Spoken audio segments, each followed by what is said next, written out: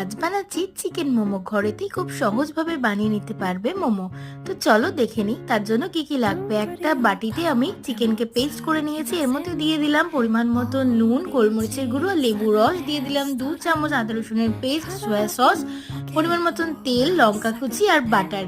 দিয়ে দিচ্ছি একদম ছোট করে কুচিয়ে রাখা পেঁয়াজ। খুব ভালো করে একসাথে মিশিয়ে এটাকে কিছুক্ষণের জন্য রেখে দিতে হবে। মোমোর চাটনির জন্য 2টো টমেটো আর 2টো শুকনো লঙ্কাকে আমি সেদ্ধ করে নিয়েছি। এবার এটাকে মিক্সিতে দিয়ে পেস্ট করব। তোমরা চাইলে এর সাথে আদা রসুনকেও পেস্ট করে নিতে পারো। তারপর কড়াতে একটু তেল দিয়ে নাড়াচাড়া করলেই মোমোর চাটনি রেডি।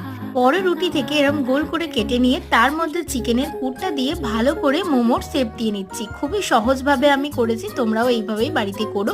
তারপর একটা জালের মধ্যে তেল ব্রাশ করে সমস্ত মোমোগুলোকে দিয়ে স্টিমে বসিয়ে দিচ্ছি। 10 থেকে 15 মিনিটের মধ্যেই মোমো রেডি হয়ে গেছে। রেসিপিটি কেমন লাগলো কমেন্টে লিখে জানিও, আর অবশ্যই লাইক করে দিতে ভুলো না। চলো টাটা।